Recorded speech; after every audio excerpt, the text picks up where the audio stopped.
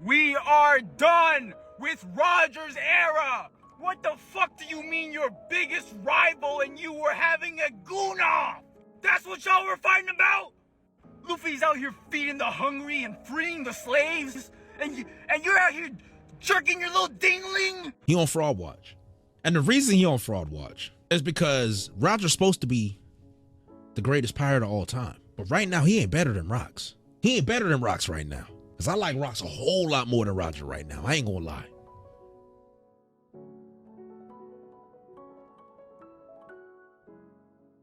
Guys, are we serious right now? Listen, I get it. We get to see one of the strongest pirates of all time assemble the Avengers of the One Piece world and go on and take out the world government, or at least try to. You have agenda piece, you have recency bias. There's a whole lot of reasons why people are saying what they're saying. However, we're talking about the man who started One Piece. The man who is the reason the Great Pirate Era and Luffy are out there doing what they're doing right now. We cannot be disrespecting Gol D. Roger, the one and only King of the Pirates. On the real though, no hate to anyone who's slandering Roger. I think it's actually incredibly funny, but it did prompt me to make this video where I want to talk about why I absolutely down to my core still believe that Gol D. Roger is, or I guess was, the strongest pirate of all time. If you enjoyed this video, make sure to leave a like, and I would love to hear whether you think Rocks or Roger is stronger down in the comments below.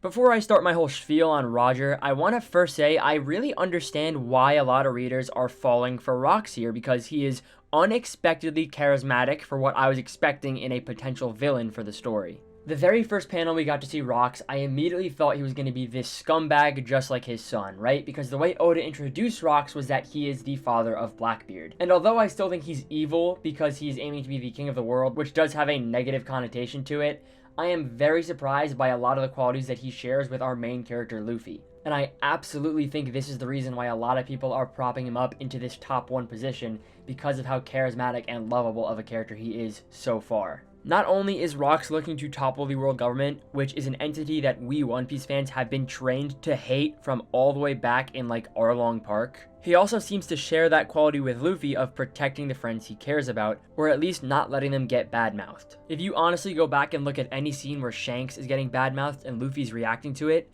Rocks has the exact same reaction when Kaido is bad-mouthing Harold. So I totally understand that it's easy to get swept up in this hype, but I also want to mention that Rocks still is kind of an asshole. Despite having that quality of wanting to protect his friends, he also attacked Loki, who is his friend's son, which is not exactly something Luffy would do. But regardless, I just wanted to explain that I actually completely understand where the Rocks love is coming from. I actually think he's an incredible character, and I love seeing him on screen. However, I just think the Roger slander that's coming from this Rocks love is insane. So let's talk about why Roger is still the strongest of all time.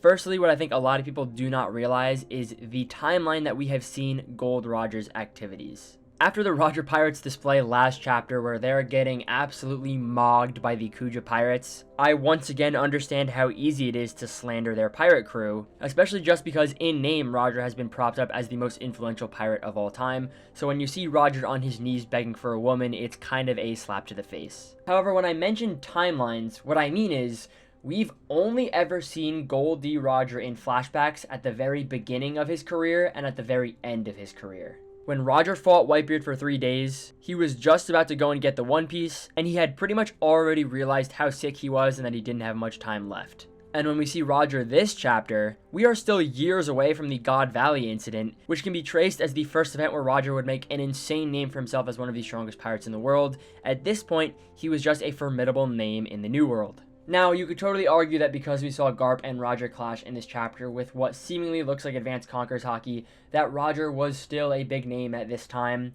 My point is, Roger was not the Gol D. Roger, the strongest and most influential pirate in the world that we have heard of through the lens of Luffy's generation until after God Valley. And that period of after the defeat of Rocks all the way to his death and the acquisition of the One Piece is blank for us. We've only seen the extreme tail end of that story, and that prime Roger, who was allegedly a demon when it came to protecting his friends, is something we have not seen yet at all.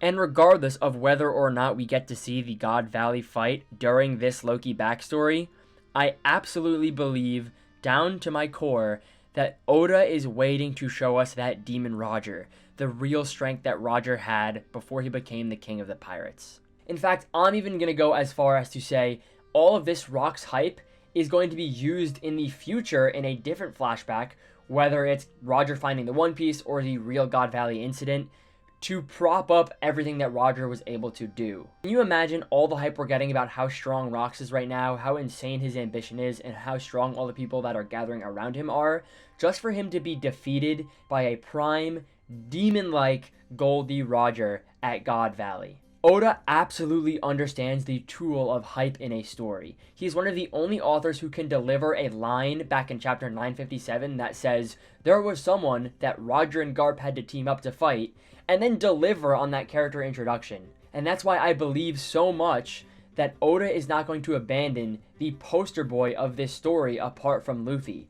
Goldie Roger is the one who started the entire story of One Piece. He is extremely special in Oda's mind and in the minds of all the readers, so he's going to use all of this Rock's hype and all of this strength surrounding him to show us how insane it was that Roger was able to defeat him and become the king of the pirates. Just trust me, Roger's time will come. I know it feels like we've seen a lot of him and maybe even a lot more than we anticipated, but when it comes time for Oda to show us the meat of Roger's career, probably around when the One Piece is getting revealed, we're going to realize that we were all wrong to assume Rox was stronger than him. But it's not just Roger over Rox in my mind. It is the Roger Pirates over the Rox Pirates in my mind. And I know how insane that might sound for me to say after seeing this all-star lineup that Rox has assembled, but I think the hype surrounding the names in his crew is blinding a lot of readers from what true strength really is in One Piece. And to exemplify this point, we don't even need to look at Roger and Rox. Just look at the Straw Hats and Blackbeard.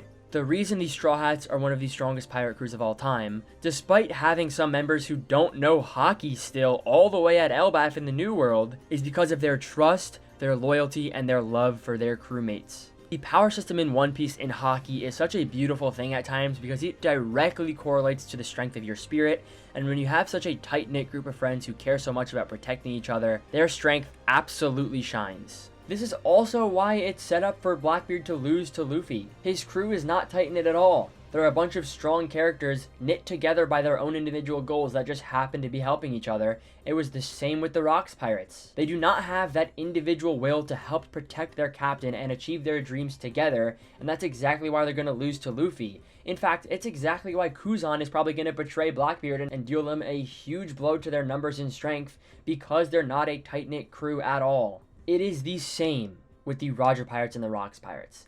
Yes, Rox has an insane all-star lineup, but when you take a bunch of people who were formerly nobodies that joined in on Roger's crew because they believed in him, they believed in their ambition together, there's so much loyalty there, there is no way you can lose to something as falsely strung together as the Rox Pirates. And that is why Roger truly is the strongest of all time, because he had friends who were loyal and believed in him. And perhaps the most obvious reason that people just don't like to talk about for some reason when it comes to Rox and Roger.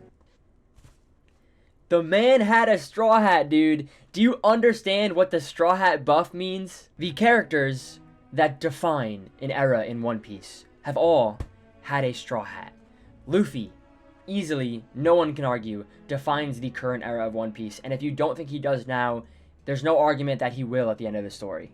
Shanks, the in-between era, the orchestrator of everything that's happening now, the protector of the will of Roger, the golden child of One Piece, Oda's self-insert, had the straw hat.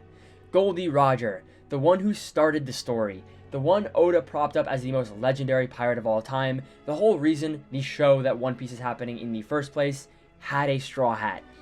Joy Boy, the one from 800 years ago who's been spoken of as a legend, potentially the strongest character in the entirety of One Piece, the Liberator, the prototype of Luffy, had a straw hat. The straw hat buff is being too underrated here in these recent One Piece chapters. If you have a straw hat, you are one of the greatest pirates of all time.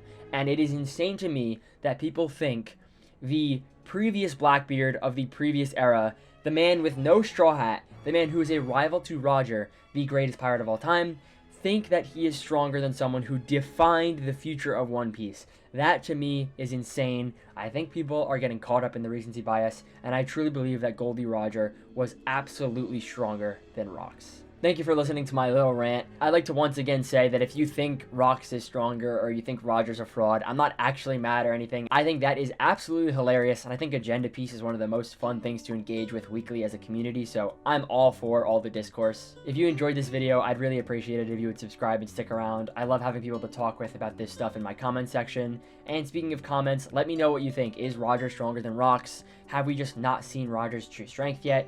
Is Rocks just way too powerful and was the strongest pirate of all time? These are all questions with answers I would love to hear. Thank you for watching, and until next time.